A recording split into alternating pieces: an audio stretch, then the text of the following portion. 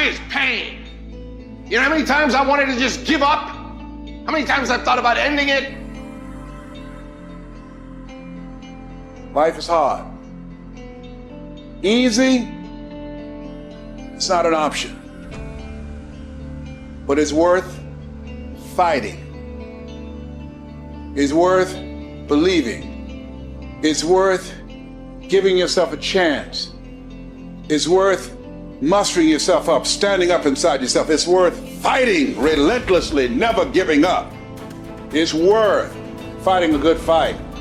It's worth being around motivated, positive people. It's worth being up-tempo. It's easy to have faith and feel good when you're feeling good and you have no pain and your bills are paid and you got a clean bill of health from the doctor. It's easy to be motivated then. But when that's not the situation, it's hard. When you look in the mirror and you don't see the person that you once saw. It's hard. I know it's hard, but do it hard. You got to go all the f in. When there's a will, there's a way, and there's always a way. When you're committed, you don't care about the facts. You don't care about the odds. You don't care about the opinions of others. The only thing you care about is making it through to the other f***ing side. No matter what it takes. You just got to keep searching, keep fighting, keep hammering, keep failing, keep trying, keep getting back up again, and stop at nothing to reach it. You gotta have mental toughness. You don't give up on me. You don't quit on me. You man up. You woman up. You get your life back. You get your family back. I need you to have mental toughness. When you come up against that thing, you gotta outlast it. And you gotta already have made up your mind before you get to cancer. You gotta already have made up your mind before you get to that exam. You gotta already have made up your mind when you're talking to your husband, when you're talking to your wife, when you're talking to that sickness. You gotta look at it before you even get to it. So don't you ever give up. You get to make a choice. Is failure going to break you or is failure going to make you? You get to decide. Failure doesn't. It's okay to fall. It's okay to cry. It's okay to go home. But quitting should never be an option. It's not in falling that makes us failures. It's in not getting up that makes us failures. And you get to decide if you get up or you don't get up. I can accept failure. Everyone fails at some point. I cannot accept not trying. I don't feel rejected. I tried. How do you feel rejected when you try? The person who didn't try should feel rejected. The person that didn't try should feel defeated. I tried. I don't feel rejected. I feel good about myself. I don't feel bad. I gave it 120%. You can't never feel bad when you put forth 120%. You can't let the outcomes make you feel whack. I'm not whack. I'm a warrior. I'm a problem solver. I'm not soft. I'm not weak. I don't quit. I don't give up. I don't surrender. I don't always win, but I always try. When you believe with everything in you that you are destined for greatness, you will find a way. You turn a tragedy into a triumph, despair into repair, pain into gain, adversity into prosperity. You have to know that this thing is going to work. Come hell or high water, whatever it is that I set out to do, it may not happen in 6 months, it may not happen in a year, it may not happen in 2 years, but at some point, my dream is going to become a reality. I think about my why. I can't quit. I can't stop. I can't get tired. I can't give up. I can't give in. My mama counting on me. My wife is counting on me. When you ain't got nothing left in your tank, you got to think about the people in your life that you're doing this for. And then if you could think about them, you could go one more mile. You could go one more day at work. You keep going. You keep studying. You keep writing. You keep singing. You keep rapping. You keep boxing. You keep fighting. You keep dribbling. You just keep on keeping on. And if you persevere, every storm that's come, it will pass.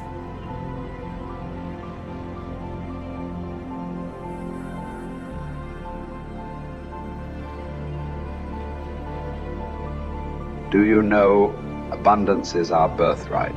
Abundance is our birthright, and everywhere you look, you see abundance. Everywhere you look. There's an abundance of leaves on the trees. There's an abundance of snow in the ground. There's an abundance of water in the universe. There's an abundance everywhere you go, and you and I have the ability to create an abundance. Now you take nothing with you, you'll never own anything. You arrive with nothing, you're going to leave the same way. It's like somebody said, you come in with no hair and no teeth, no money, that's the way you leave. But while you're here, you can enjoy an abundant life. You can have all of whatever it is you want, but you have to earn it. Now, what would abundance be in your life? What would abundance be? To one person, it may be different than to another.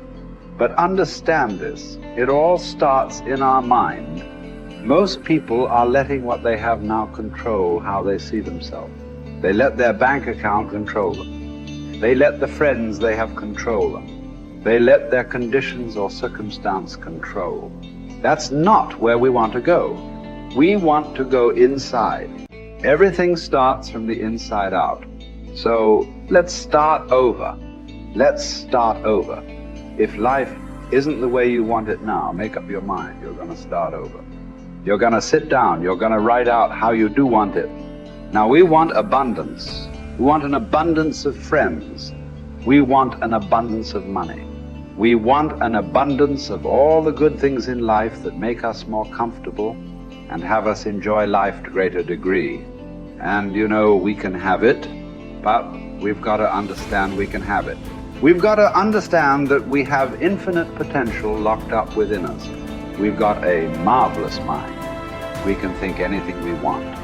You know, Viktor Frankl spent the war years in a concentration camp. And he said, regardless of the intellectual or physical abuse he was subjected to, no one could cause him to think something he didn't want to think. All the great leaders, all down through history, they have been complete, unanimous agreement. We become what we think about. Well, don't think lack and limitation. Think abundance in whatever you want. See yourself with plenty, with abundance. Hold the image and then just think, how can I get this? By continually seeing yourself with it, the way to get it will start to come to your mind. You will attract whatever you need because you're getting on an abundant frequency and it will all start coming into your life. As you move towards it, it'll come towards you. Abundance, it's your birthright. You've got to decide on it. Enjoy it. You know, if you can survive the temporary pain in your life, and all pain is temporary, if you can survive the temporary, on the other side of temporary pain, you meet another version of yourself, another insight about yourself. And that's why it's so important to grow as a person, because the more we grow and become a new person, we can help those that used to be like us. And that's why you and I are so addicted to growing and learning, and we're curious, because if you used to be a broken person and you no longer are quite as broken, you can help broken people. If you used to be broke financially and you no longer are, you can help people. Whatever you do for a living, at one time you didn't know about it and now you do. You can help those who need to know about it. And so you're immensely qualified if you understand the power of doing one more. 95% of people have an operating system in their mind where they operate out of history and memory. 5% of humans operate out of vision and imagination. So the reason we're so much happier, I believe, when we're children is we have no history and memory. So we operate out of imagination and dreams and vision. But at some age, some people it's 5 years old, some it's 8, some it's 18, some it's 28. They create a history, and that history then becomes the operating system. So even if they take on a new behavior or tactic, they're operating out of a pattern of thought and belief that's historic and memory-based. And so the number one thing I would say is begin to operate out of your imagination again, out of your vision again. Create from that place. If you create from that place, now you're not tied to the result in that moment. You're giving yourself space to imagine and create something new in your life. You're the product of who you hang around. Wow. How do I know if they serve me or not? Here's one way to just deduce this, because they could be beautiful people who care about you, and they might even support you. But when you're with them, what are you ever have those friends you're with them, you're like, you remember when, remember that party, remember that thing? Yeah. And if your friends are constantly bringing you to the filtration system of memory and history all the time, think this through. How often are those friends saying, hey, what are you working on now? Where are you going? What's your vision? What do you want to create? And maybe that sounds hokey, but you and I have both our friends have the most amazing histories, and you can't get them to talk about them. No. You have to work, because what are they still doing? Yeah. They're talking about now and where they're going. Yeah. Their viewpoint in their life is being present and having a vision for the future. Yeah. A formula for misery, a formula for lack of creativity, lack of productivity is constantly being history and memory. Even if it's good, it doesn't serve us. And for most of us, it's not good. And we keep living from it or trying to move away from it. Create a new future. Don't move away from the past. Create a brilliant, imaginative, curious, vibrant vision for your life. Love for something is in the present moment also, right? Love is not just for the past. And it's funny how important one day is, man. When my dad got sick, my dad got cancer. When he first got sick, he goes, hey, my dad was a dude. He goes, look, I'll fight this one time. Okay, I'll do your little chemo and your surgery, but I'm not gonna pour poison into my body. I'm not gonna lose my hair. I'm not gonna deteriorate. I'll give this thing a shot once. If it doesn't work, I'm out. That led to 8 years of him fighting it. Chemo, radiation, proton therapy, surgery, chemo, experimental chemo, and he did lose his hair and he was in pain. And I'd say to my dad, Dad, you're suffering so much. You said you wouldn't suffer. He said, no, Eddie, I'm in pain, but I'm not suffering. I choose not to suffer. And I'm not suffering because I get to see my grandkids again. And I said, Dad, why are you doing this? And he said, you only understand the power of one day when you're threatened with never having another one. I'll do anything for one more day. Get to be with you one more time. Give your mom a kiss one more time. Maybe I'll see one of my granddaughters get married. And he goes, I'll do anything for one more day.